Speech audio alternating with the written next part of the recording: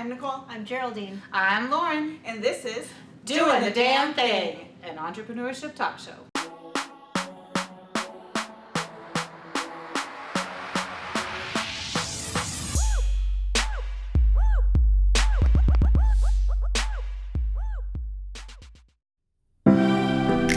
Hi, my name is Gisel Martin and I'm a business strategist, and I have a podcast called Relate and Elevate. And something that I wish someone would have told me before I became an entrepreneur is that failures are the best things that could happen to you. And don't take them as a rejection, but take them as a learning experience and growth. And that the more failures you have, the more successful that you are or will be or are on the track to success.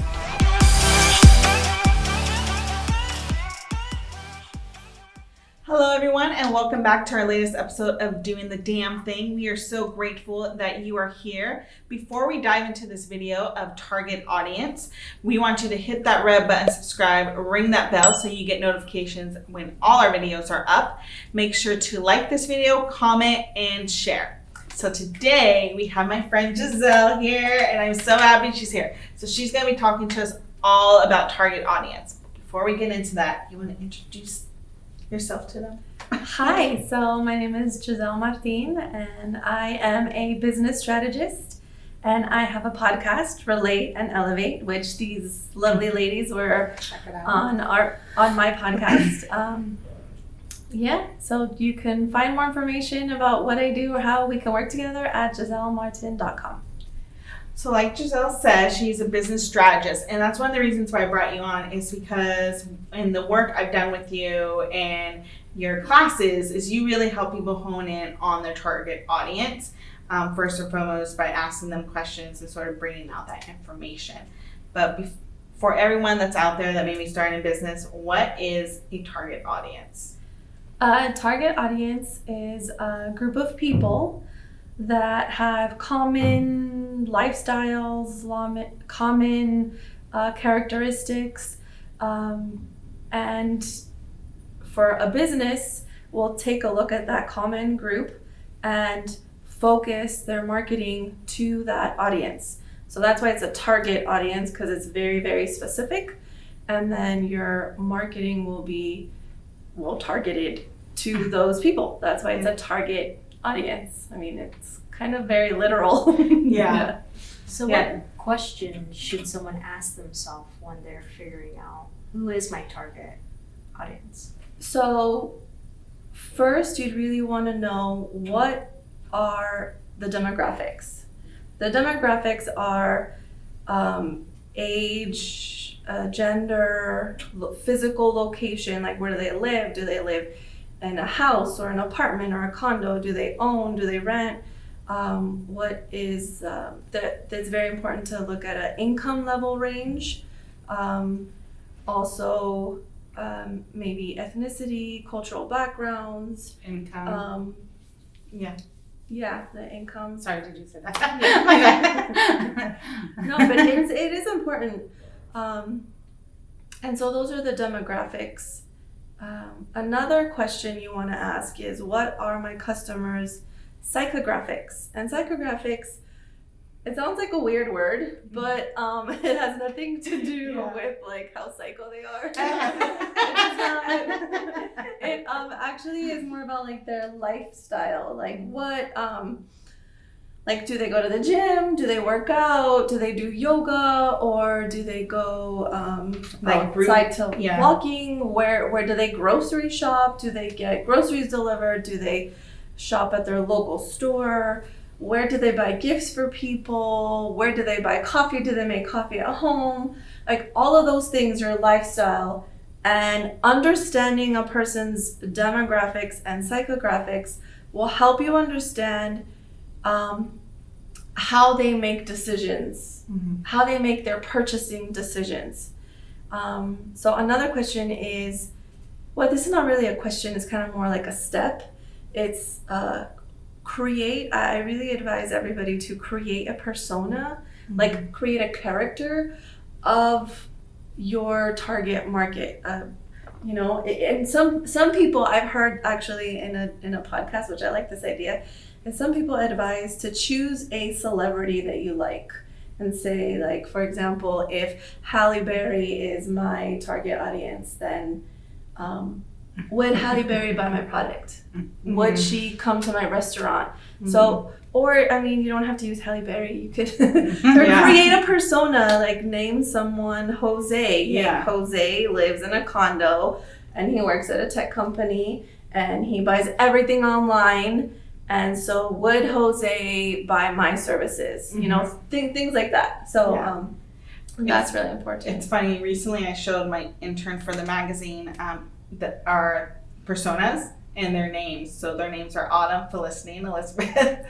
And she's still I remember doing those. Yeah, and she's in college still, right? And so, but she, you know, it's her first experience, and she didn't realize, you know, because all she was doing was like the social media aspect, and I was showing her target audience, and her really grasping of like how they connect. Yeah. And she's like, I wouldn't think people would think this much. I'm like, every time someone's selling you something, it's because they want to sell you this thing. Like they know that you will buy it before you say yes. I mean, all the companies out there have like market research teams, and they spend hours and days and years like really figuring out what people do, like their buying patterns, their decision making. And it really comes down to who you are, where you live, what you do, how you make those decisions every day. And also where to market to them, because I mean, it's not just like who are they and what are the things, but if you go through the psychographics and you say, you know, what are the activities that they do, where are they hanging out, and you say wine tasting, they go on events, they go to events and small events that are, or lectures, then you know you want to put flyers in those places, or you want to take out ads, even if it doesn't seem like your product directly relates to wine, you still like know that your target audience goes there. That's one of the things they care about, right? Yeah. In a lot of the target audience work that I do, what cracks me up is that when you ask somebody who's their target audience, they say everyone. Yeah. So you wanna speak to that a little bit about like how that's not true. That's never true, ever. If a person says everyone is my target audience, that means that they really have no idea like how to market to people. Yeah. They really have no idea. And marketing is not that difficult. I mean, it seems difficult. Yeah. It seems difficult. Like if companies have, you know, market research teams and they're doing it, you know, they're spending a lot of time and money on marketing, but it really is not. It's as simple as marketing is communication. Marketing is how you communicate with your customer. And that would be the last question I would ask yourself if you want to really think about your target audience is, what is the best way to communicate with my target audience? Like if they're going on a wine trip, would they even pick up a flyer? Or would it be better to you know, sell a convenience product at wineries or something? You know what I mean? Like there's so many different ways that you can communicate with your customer, and it also depends on what is your goal. Are you building brand awareness? Are you trying to get a customer? Or are you, or what is it? Are you trying to have them follow you on Instagram?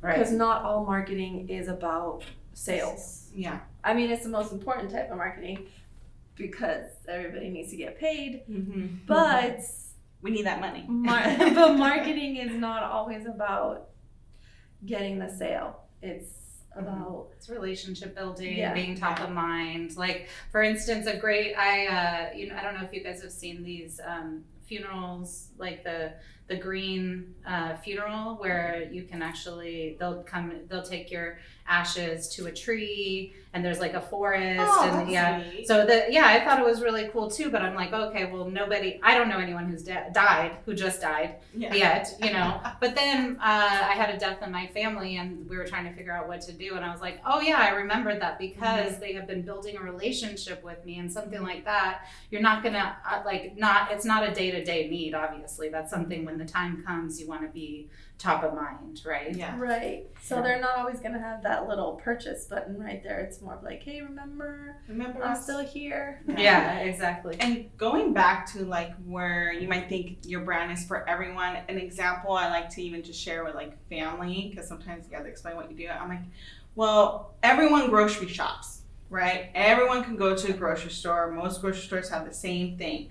But Safeway has a specific target audience versus people that buy groceries at Trader Joe's versus people that buy groceries at their Walmart, at their Target. This is also why those stores are built in certain areas, because they're looking at the neighborhood, how many kids are in that household, how many, like the income. So yes, everyone needs groceries, but every grocery store has a different target audience. Yeah, and even everyone could shop at all of those, but Exactly. everyone's naturally going to have a predisposition towards one or the other, and typically it is aligned with like lifestyle and age and income, and age is a big one too, because the way let's take a phone service, for example, like Verizon. Verizon can be sold to a 15-year-old or a 90-year-old, but the way that they have several different target audiences, right? So being clear on, you can have target audiences that span everybody, but within those, you need to be really clear about the segments and what messaging, because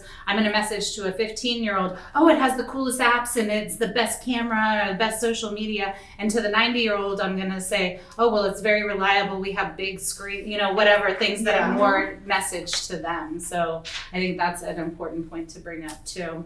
Yeah, it's like what are you communicating with them is your brand. That's what you're communicating with them. Like, what value can you give them if they consume your product, or if they, if they buy your items? What challenges do the people you work with typically have in creating their target audience? It's really hard for people to decide on income level, decide on maybe gender, age. I mean, actually some of those things come easy to some people, then other people are like, well, I don't know if they own a house or rent but I think that's where you have to remind them. It's Yeah. like, yes, you may not know, but this is your target audience. Who Yeah. do you want to be selling or building that relationship with? it's also harder for people who don't already have customers. Yeah. So people who already have customers and have never identified their target audience, it's easy to do. Seriously, you can do it in like 10 minutes, 15 minutes.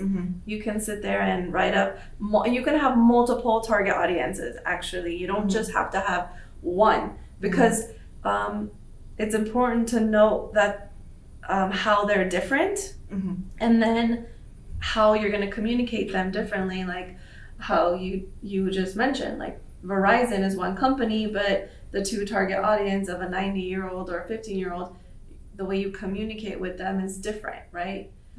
So, Or even then there's a different aspect to having different target audiences, like a restaurant. So you have maybe your catering clients that you're going to talk to, and then you have your in-house dining, and then you also might have like vendors that are a target And audience. community members that maybe, want to do events at your... When you said that you can do target audience in 10 minutes, I was like, no. Because honestly, the conversations that I have with people typically last about an hour to an hour and a half, because it's really hard for people to understand that they have to exclude people, So it's scary for them. That's why one of the reasons why they say everyone is because, everyone could buy your product, right? But putting it into the aspect of, well, but if you're going to run around talking to all those people, you're spending a lot of time and you're spending a lot of your money. So where are you going to get the most bang for your buck is really like how I want people to talk about it. And then, like you were just saying,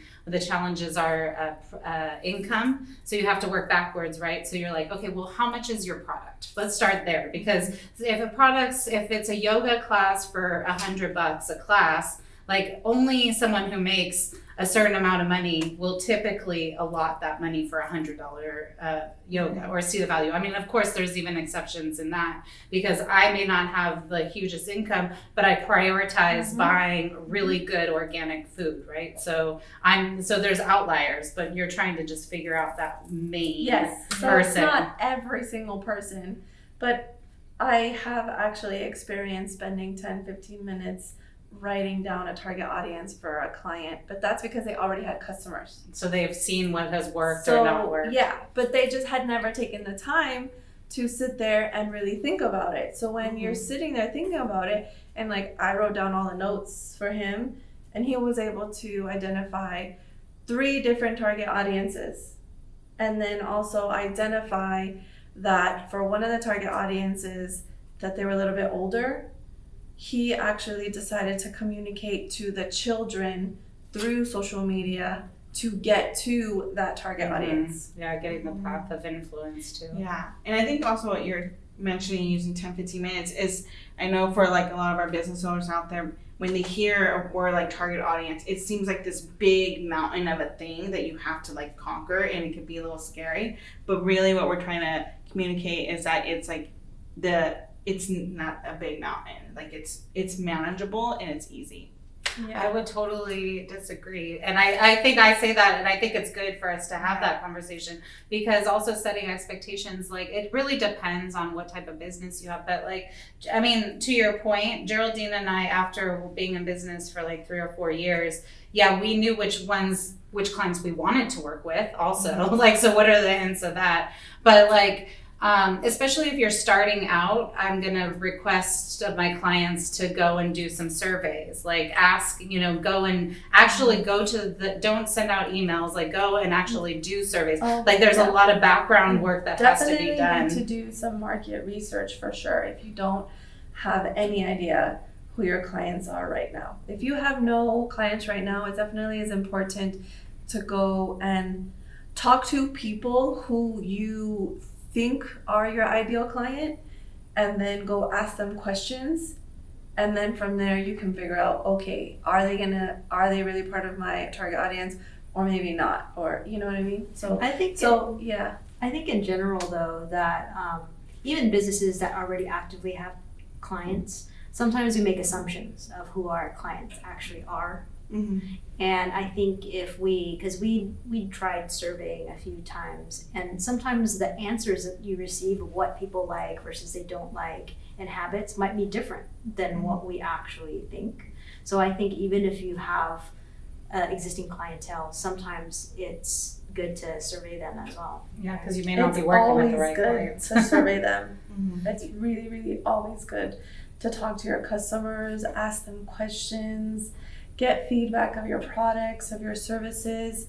That's something that a lot of big companies do all of the time. Like, how many times do I get a Pete's survey in my email? Yeah.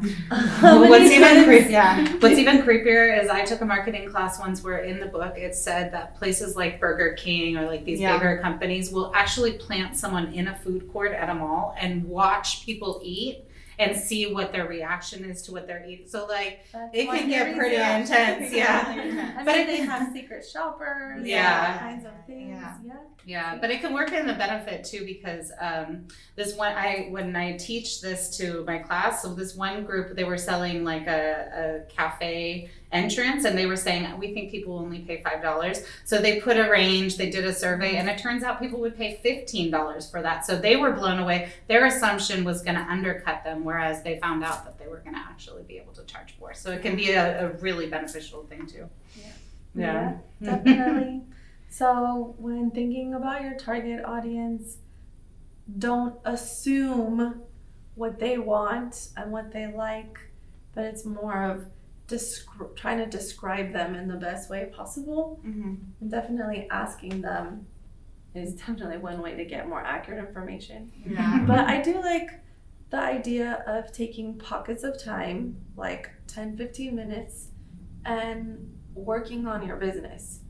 So if you get a partner and be like, I have all these thoughts and ideas, you sit there, write all my notes down while I'm talking, you can get a lot done in 15 minutes.